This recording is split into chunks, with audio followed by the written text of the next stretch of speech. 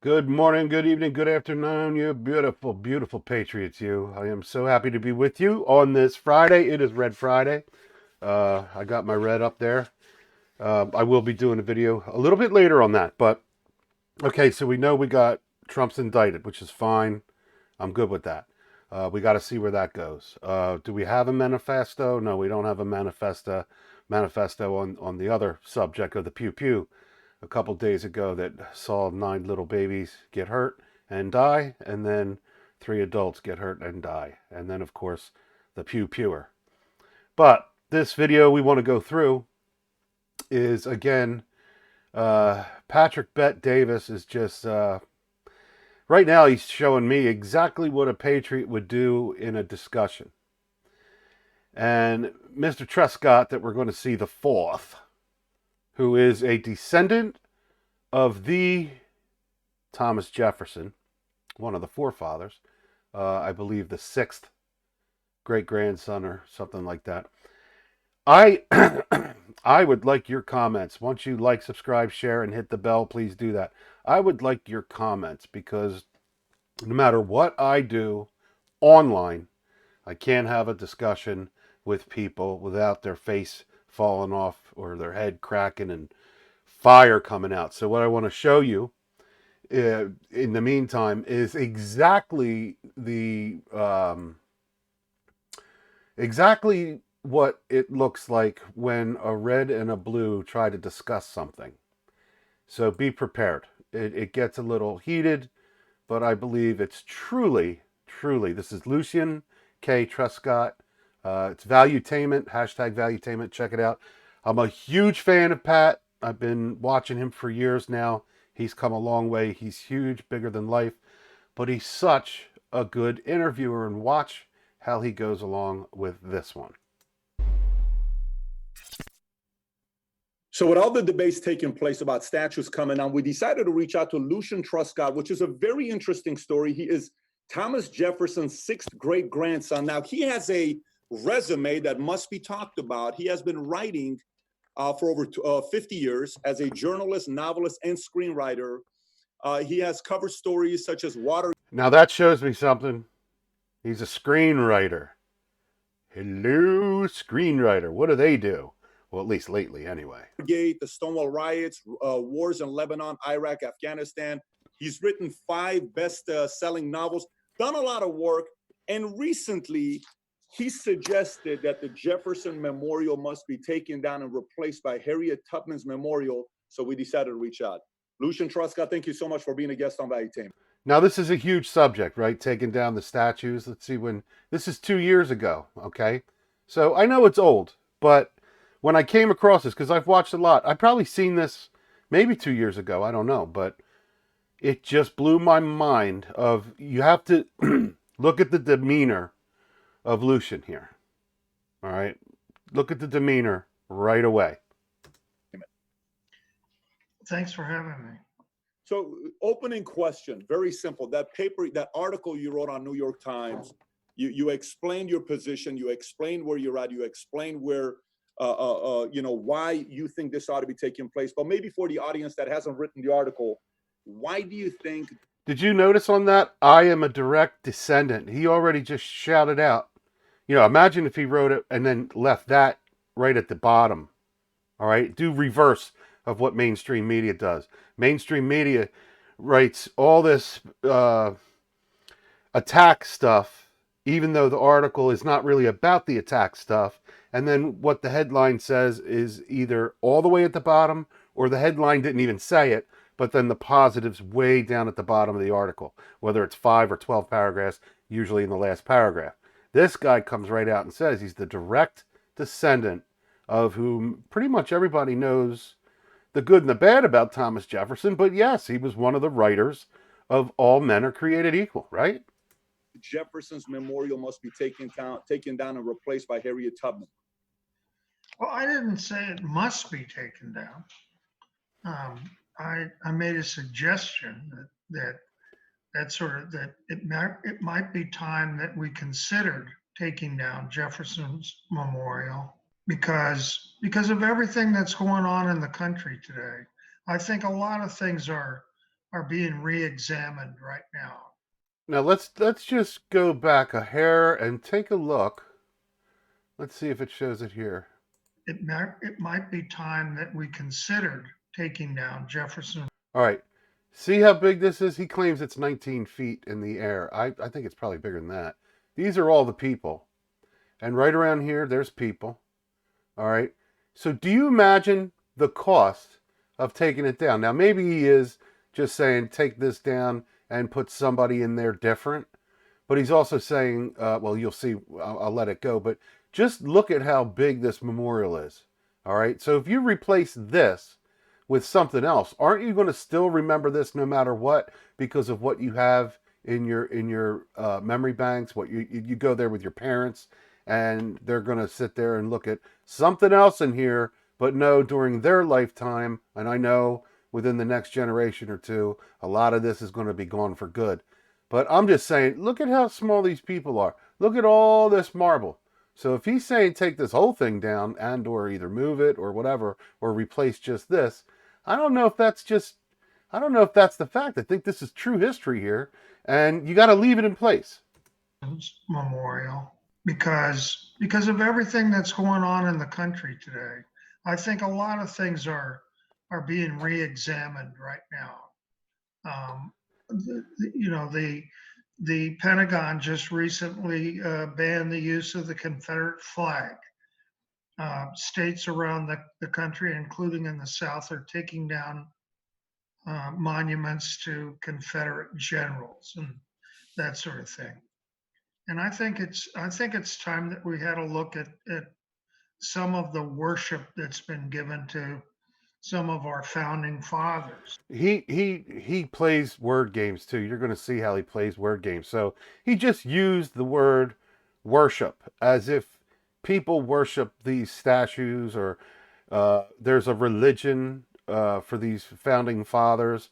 No, it's absolute. There's more history in the founding fathers than you can prove they were there. There's many religions that if you're atheist or you don't believe in God in any different way, the first thing is how do you prove there's God? Okay, fine, but I'm just saying this guy loves to play with how you use words. One of whom is Thomas Jefferson. In my article, what I said was, I think that Jefferson's home at Monticello is a much better memorial to him than the statue that stands in Washington, D.C. Because his home at Monticello nowadays anyway tells the whole story of Jefferson the whole man, including his flaws and some of the aspects of him that were just straight ahead immoral. All right, so why can't you at the Jefferson Memorial in Washington D.C. put look how you saw how big it was? Why can't you have an amazing plaque that does show the pros and cons of the man, so that everything's still held intact? I don't know. That's the first thing I would do then to please a lot of people, right? Including the fact that he Would you be interested in Sorry about collecting this. 5-figure paychecks Let me for get a rid of few that. hours of work, helping me in your spare time from owned over 600 slaves during his lifetime. But if you visit Monticello today, you'll learn about that history of slavery. You'll learn about slave life at Monticello. You'll learn that Jefferson fathered 6 children with his slave Sally Hemings. Now, just so you know, when you saw that old brick wall room, that was just discovered in the last decade doing remodeling. And it is to believe that that's where Thomas Jefferson and his concubine would produce babies. Maybe she could find some safeness in there, but that was just discovered, that room, by the way. Just wanted to throw that in there. Do your research. Leave me a comment below if you have any other ideas. And you'll learn that slaves built Monticello. They built the house, they built the outbuildings, they worked the land. They made Monticello possible. When you go to the Jefferson Memorial in Washington, D.C., on the other hand, what you see is this grand 19-foot tall statue of Jefferson, and inscriptions on the walls that celebrate some of his great writings and great sayings. But the problem with that is Jefferson may have written the words "all men are created equal," but he really didn't do very much in his life to make that happen. Okay, hold on now. Again, I don't know what Pat's going to say, but right there I would attacked, or not attacked, but I would have countered with, if in the last 250, 300 years, because of that writing, we didn't come so far as to abolish slavery and to help blacks and tans rise, which no other country's really done the way we did it. If he didn't write those words, what would exist today? Are you getting the math there? Like, that is celebrated. That was the match that started the fire for people to keep referring to finally correct the direction we're going as a nation, as a country.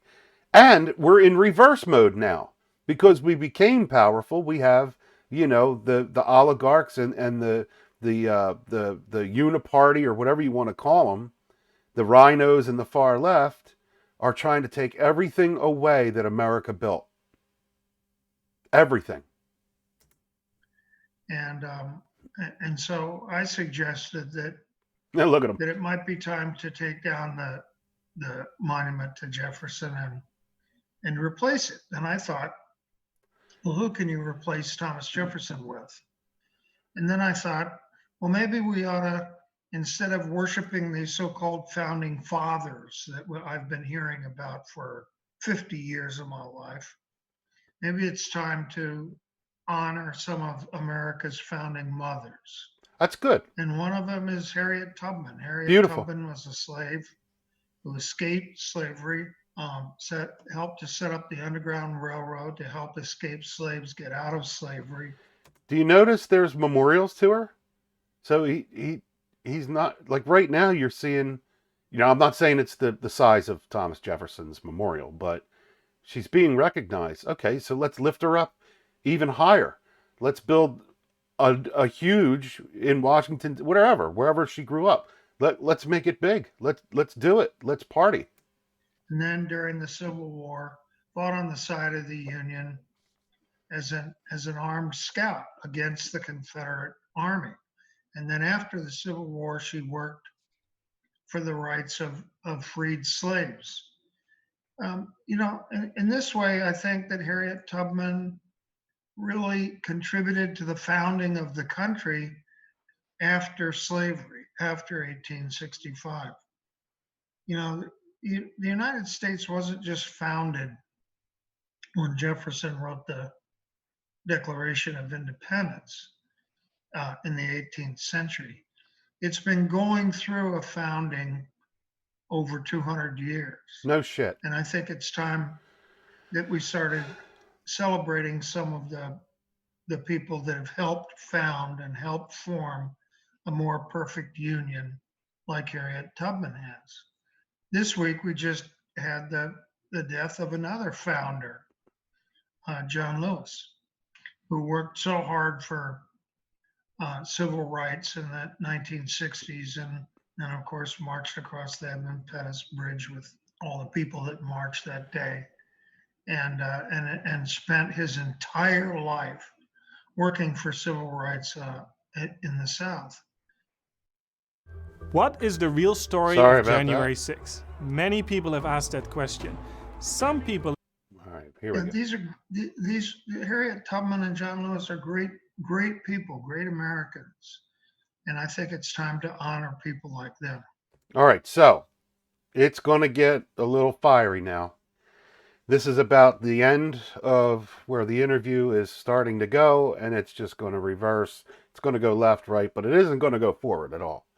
But all I can tell you right now is there is no reason why red and blue can get together, become purple, and let's form a committee to have John Lewis and Harriet Tubman put right up there. Put them together, put them in a big monument, and God bless them, because they were very, very important to our building of a better nation. So you have no reason to say that Thomas Jefferson doesn't matter, because if he didn't write those words, if those men didn't come up with what they came up with, we had no starting point. I mean, that would be like saying the Bible doesn't have a starting point, or people on this earth don't have a starting point, whether it's we started as apes or we just popped up in the Garden of Eden. But there was a starting point. And you can't go back and say any of those are invalid now. You have to adopt them as the starting point. And whether you have criticisms or not, it's a starting point. So you move on. This man here is preaching to his choir to stay in the past, not learn from the past and appreciate the past, but just stay there. He's not doing anything, in my opinion, to help the future. They are destroying what the future is supposed to be, according to our line of America growing and getting more powerful and getting more open-minded, and people living together and working together, feminism, racism, all getting on a good fast track to everybody getting along. And then they reversed the wheels this last 10, 15 years. And I say it came in 2008. 2008 is when is to me the founding of this country becoming socialist. So it's a tragedy what happened with John Lewis. Obviously, he's, I think I can say, admired, adored, respected by many. He's got a lot of love going on. And with Harriet Tubman, I don't think anybody would dispute the fact that to put up a statue. But to read what you said in the article, you said that's why we don't need the Jefferson Memorial to celebrate him. He should not be honored with a bronze statue, 19 feet tall, surrounded by colonnade of white marble. The time to honor the slave-owning founders of our imperfect union is past. The ground which should have moved long past has at last shifted beneath us, and it's time to honor one of our founding mothers, a woman who fought as an escaped slave to free those still enslaved, who fought as an armed scout of the Union Army against the Confederacy, a woman who helped to bring into being a more perfect union after a slavery process that continues to this day. In Jefferson's place, there should be another statue. It should be Harriet Tubman. Okay, so that's in the article. Fine, that makes sense. Well, my question for you would be, why replace it? Why not just put it in a different place and leave Jefferson Memorial where it's at? Well, I think that I said in the article. I mean, if you've got the article there in front of you, then you've read it. And I just gave you a reason that we should do that. Viewers haven't seen it. Assume the viewers haven't seen it. So your suggestion isn't that, you know, you're saying the Jefferson statue at, you know, at his 5,000 acres of plantation is plenty. If you really want to find out his history, go there. There is no need to have a 19-foot statue. Let's tear that one down and replace with Harriet Tubman. What I'm asking is, why don't we keep that one since it's part of history, and let's just put another statue of Harriet Tubman? I agree. Well, you could do that, but I think it's time to honor other people in the same way that we honored Thomas Jefferson. And the way to honor someone in the same way you honored Thomas Jefferson is put a statue where his statue was. Well, no. Tear him down and put her up. No. Well, you keep using the words "tear him down." I never use those words in my article. Look down at my article. You've got it in front. You've got it in front of you there. Look down at my article and see if you see the words "tear him down." What way would you bring it down? So, what's a proper word to use? Well, you can move Jefferson's statue. Move Jefferson's statue to Monticello. I don't care what they do with it. I got it. Okay, that makes sense. As a matter of fact. So what you're saying is, don't put words in my mouth. Don't tell these listeners that I said tear down Thomas Jefferson. I never said you said tear down. I just said, why would we want to tear it down? Why not keep it where it's at and let's put Harriet Tubman somewhere else? You know, you're saying it again, aren't you? Look at him. You're saying, why wouldn't you want to tear it down? I didn't say that. He said we. Don't put words in my mouth. Let me give the most technically accurate statement here. Why physically move it from the place the current statue is at to another place and put Harriet Tubman in the same exact real estate that Thomas Jefferson is currently in? because I said that it's time that we honored some people other than these so-called founding fathers of ours. And I think it's time that we honored a founding mother. Lucian, let me ask you, what country would you say is the greatest country in the world?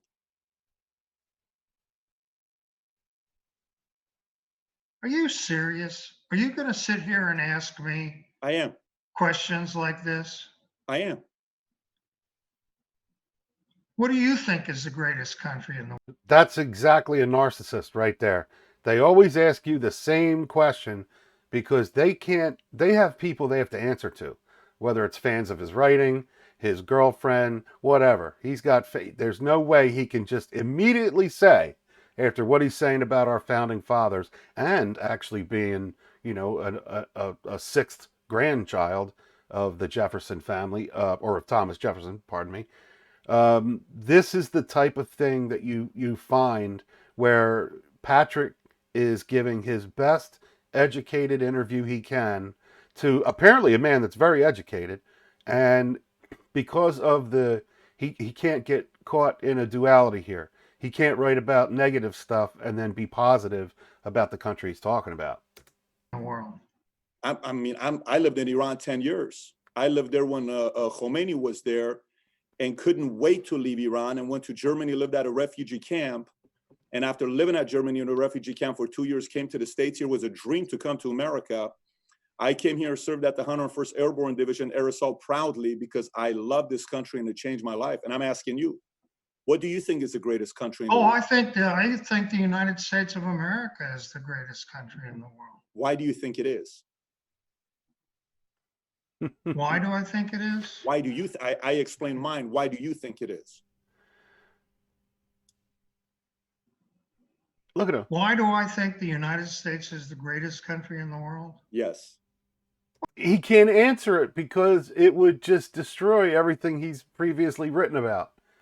You can't have it both ways, and Patrick's doing an amazing job. The only reason why he just said, nonchalantly, by the way, I think America's the greatest country in the world, because of the way he retorted or rearranged the question for him. So here he goes again, Mr. Narcissist. What kind of question? What kind of question is that? It's an interview, I guess, somewhat. Lucian, you asked me why I think. I didn't ask you why you think anything. I asked you what you thought the greatest country in the world was. What do you think? It's the United States. I didn't ask you why. What do you think? I don't care why you think the United States is the greatest country. Well, I do. I'm asking you why.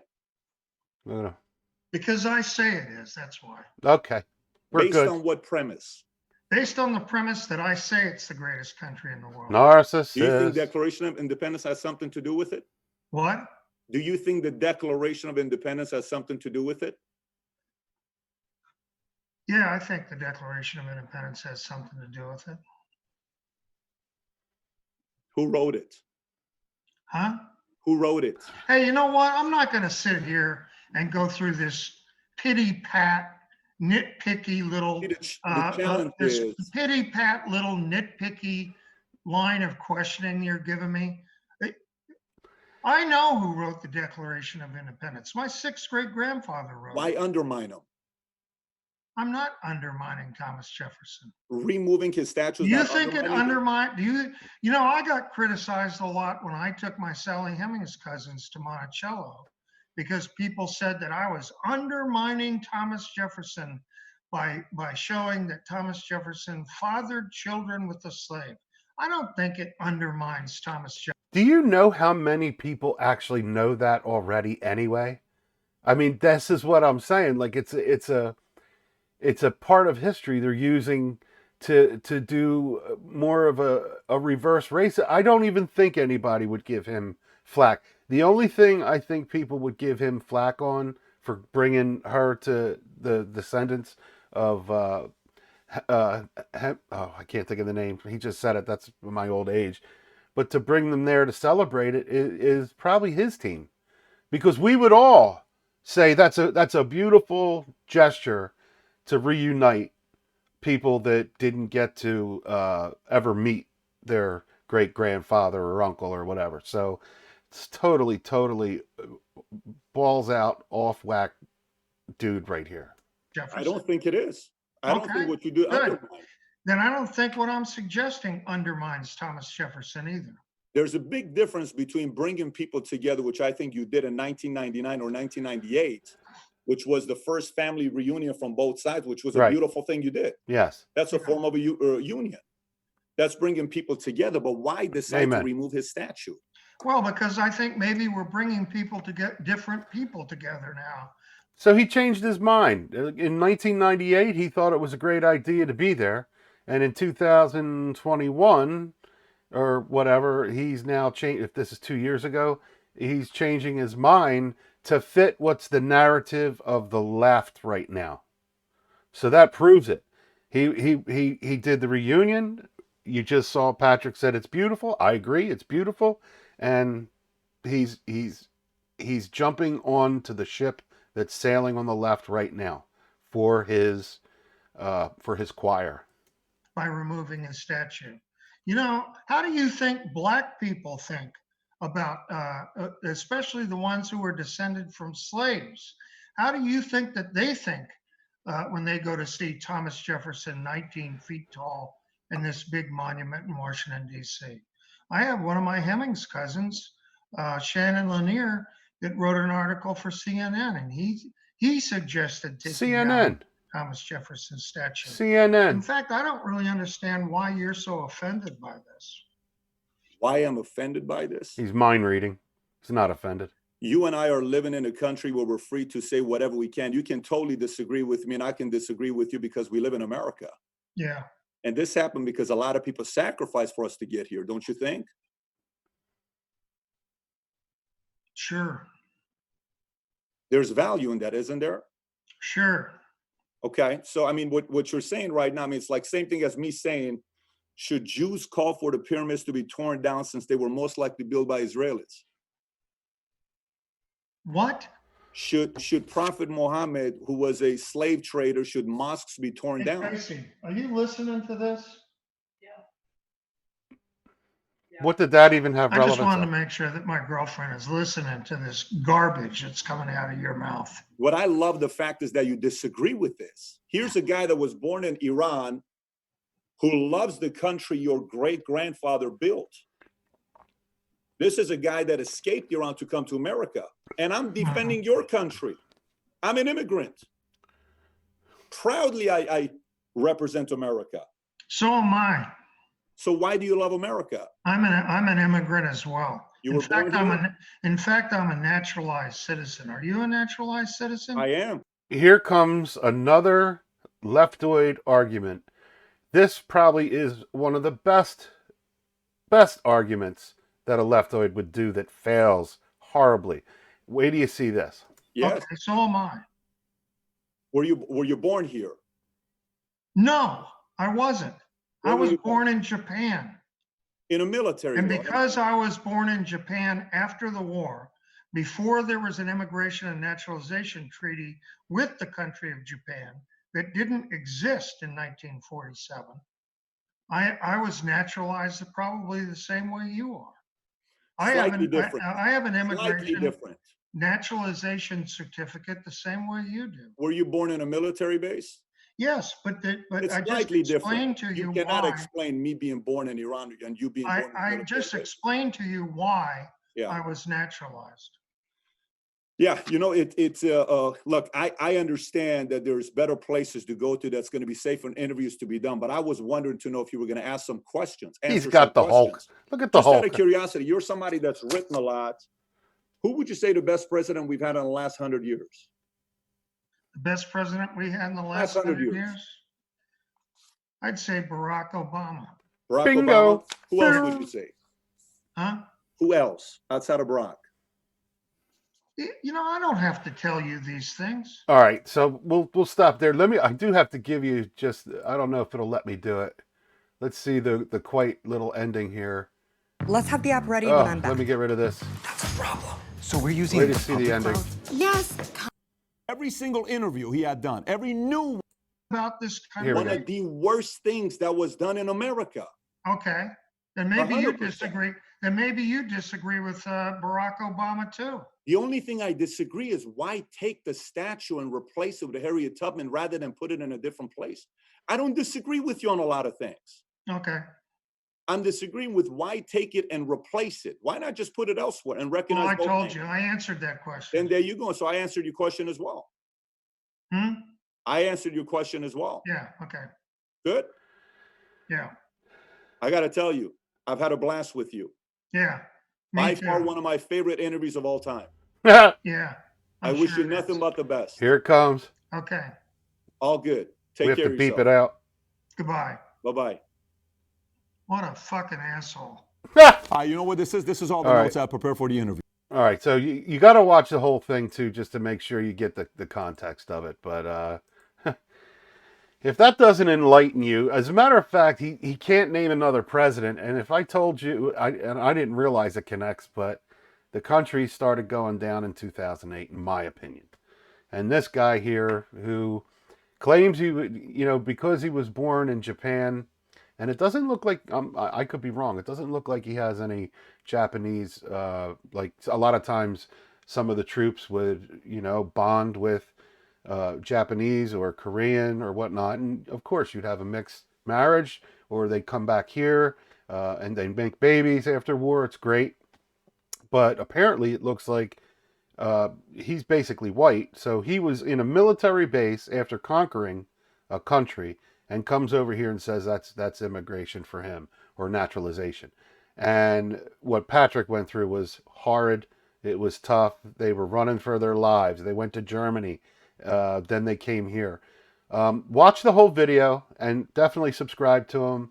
And anything you can do to subscribe to me to help me, that's awesome. Pass it on. I love you guys. I just try to find stuff that sort of balances out where we're going right now. And this was certainly a good example of when you have to go up against a leftoid, which I'm going to call him. He's a narcissistic leftoid. I'll go look at some of the other stuff he wrote, but as far as what I just learned from him point blank in this video, didn't help me to kind of respect him that much. So did my girlfriend, my wife's not here. Anyway, I love you guys. Kiss, love, hug a veteran. Make sure you visit Gretchen Smith at Code of Vets on Twitter. And of course, there'll be a link down in the bottom for her for YouTube and Twitter. Kiss, love, hug a veteran. It's Red Friday, and make sure you put some red on. I got some red up in the left of me here, so it's in the box, but wear some red. Love you guys. See you on the other side.